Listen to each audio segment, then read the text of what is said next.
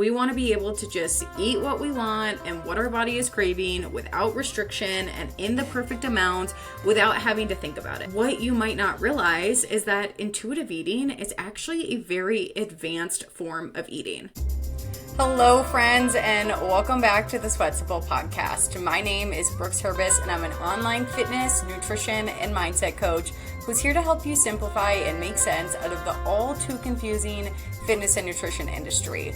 Let's be real, there's a lot of conflicting information online, and it can be hard to know what's legit and who to trust. In every episode, I'll be sharing the science and psychology behind health, fitness, and long-lasting behavior change. But I'll also be sharing real-life practical application, because all of the best info in the world only matters if you can actually apply it to your real life.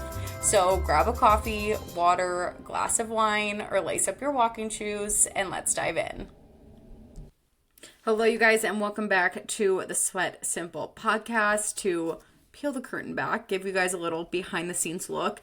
I have switched to batch recording these podcasts, meaning I'm recording a lot at once as opposed to just one a week, which is lovely. I love it. But I also taught 2 classes this morning, and I filmed a bunch of other content, and I think I need a vocal coach because I am feeling that my voice is strained. And I know it's because I yell a little bit when I'm coaching and then just talking. Like, I'm someone who loses my voice frequently, like when we go out with friends, and Michael is always like, did you lose your voice again? Because I just, when I'm talking a lot, and especially if people are kind of yelling over each other, I get, like immediately my vocal cords get strained. So I think I need to learn how to better speak and use my, what do they say? It's supposed to come from like your stomach or something as opposed to your chest, your belly. I think you're supposed to speak from your belly. I don't know, you guys. I'm not a vocal coach, clearly, but I need one. But today, all of that, none of that matters, because we are talking about how to lose weight without tracking calories. And I'm actually like very, very excited for this episode because it's something that I've been talking about more and more with people. And it really, I think, is going to show you guys why I'm so passionate about the work I do with my clients and, frankly, just my coaching program in general, because there's a lot of things that are missing, and the fitness industry likes to talk about things very black and white, when in reality, there's a lot more nuance to nutrition and education and fat loss. And I think this episode is going to help you guys to understand that a little bit better. So I want to give the caveat, like I always do, that I am not anti-calorie tracking. And in fact, I'm actually very pro calorie tracking. With my coaching clients, I use calorie tracking as education, and I use it as a tool to build awareness rather than restriction. The way that I really look at calorie tracking is a short-term tool. So we will be talking about how to lose weight without tracking calories, but that is my personal view with calorie tracking. We all, I think, not to make generalizations, most of us, based off the feedback that I hear, want to be intuitive eaters. We want to be able to just eat what we want and what our body is craving without restriction and in the perfect amount without having to think about it. Effortless eating, if you will. Like, not even giving much thought to what we're eating on a day-to-day basis. And what you might not realize is that intuitive eating is actually a very advanced form of eating, especially this day and age where we are likely out of touch with your hunger and fullness cues because of the messages you got when you were young about clearing your plate. My family was a member of the Clean Plate Club. In order to get the dessert, in order to leave the table, you had to eat a certain amount on your plate, or you had to eat the entire plate. And because of that, we don't then know how to stop eating when we're full, because we're kind of told, like, you just need to clear your plate. Who cares if you're still hungry or not? Clear your plate. So we're out of touch with our hunger and fullness cues. If you've been deep in diet culture with lists of good and bad foods and foods you can and can't eat, you don't likely know how to eat things in moderation. You know how to completely cut out foods, but you don't know how to eat things in moderation. We also, in American society, have a ton of hyperpalatable foods accessible to us at all times. And the hyperpalatable foods are designed to be overconsumed.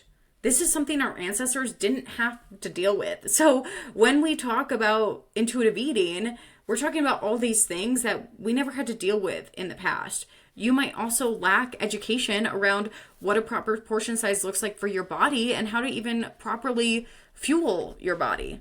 On top of that, we're dealing with things like lack of sleep, high stress environments, general poor relationships with food. And because of all of those things, suddenly intuitive eating feels near impossible.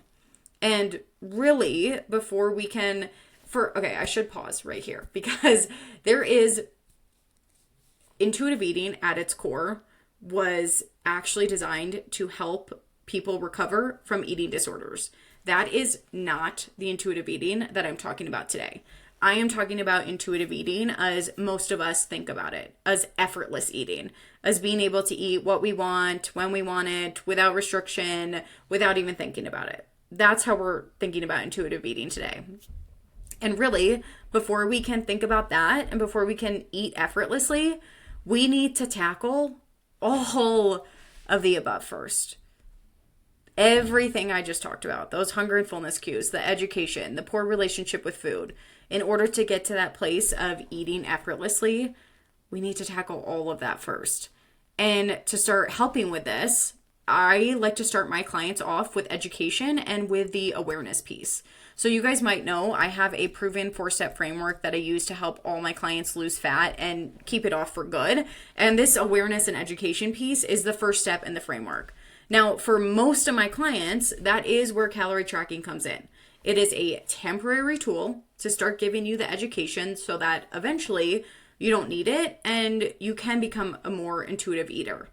But for some people, tracking calories is not a good fit. Maybe you have a history of eating disorders. Maybe you get obsessive and about calorie tracking, whatever it is, calorie tracking is not a good fit for everyone. But is it possible to lose fat while not tracking calories? Yes. And if we're not tracking calories, though, we still need to get the education about portion sizes, and we still need to start to build that awareness about what you're eating and the portion sizes you're eating it in some way. So this is where I like to have my clients, and all my clients do this, even if they're not tracking calories, or yes, even if they are tracking calories, they use something called the build a plate method. And this is that awareness and education around portion sizes that is still crucial for long-term intuitive eating. And in order to get that, we need to understand portion sizes in some way. So the build a plate method is when you sit down to eat, most of the time you are trying to build a plate that has a palm-sized serving of protein, a fist-sized serving of carbs, a half a plate of veggies or like fruit or some sort of fiber, and then a thumb-sized serving of fats. So you're not tracking every calorie, you're not doing it in an obsessive way, but you can understand how that build a plate method starts to give you the education and the awareness that you might need in order to know how to properly fuel your body. What proper portion size looks like of each macro group. What is a good mix of macro versus micronutrients? So that's really where that education piece comes in. And we're not just looking to lose short-term fat.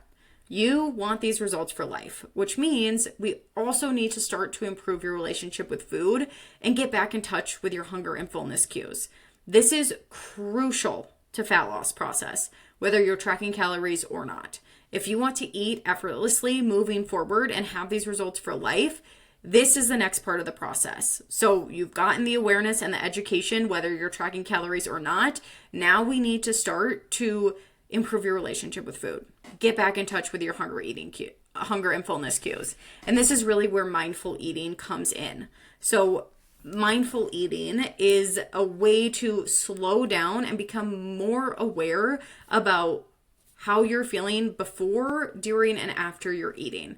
So, some ways to do that is to pause before your meals and snacks and actually assess how you're feeling.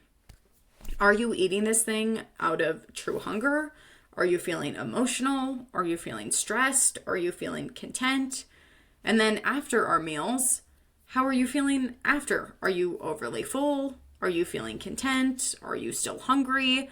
And I'm not going to get too deep into mindful eating here because I have an entire podcast episode all about it. It's episode number 133, and I will link that in the show notes. But I just want to show you that long-term sustainable fat loss is really a two-pronged approach, whether you're tracking calories or not.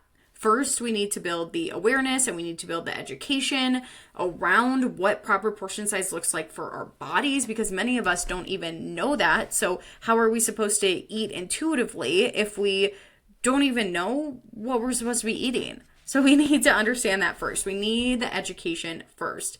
Then, we need to develop the long-term effortless eating skills like mindful eating, like getting back in touch with our hunger cues, like not falling into perfectionism or all or nothing thinking. So it's not as simple as, can I just lose weight without tracking calories or not?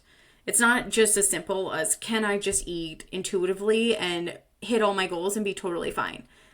Yes, you can. And we want to get you to that place. I want all of you to get to that place of effortless eating, but it comes with some upfront work. And that upfront work is going to be the education, the awareness, and the effortless eating skills. So it is possible to lose fat without tracking calories, but we can't immediately jump into intuitive eating. We first need to build that education, that awareness around properly fueling your body, and then we need to work through those long-term eating habits that will make it easy to maintain your weight forever.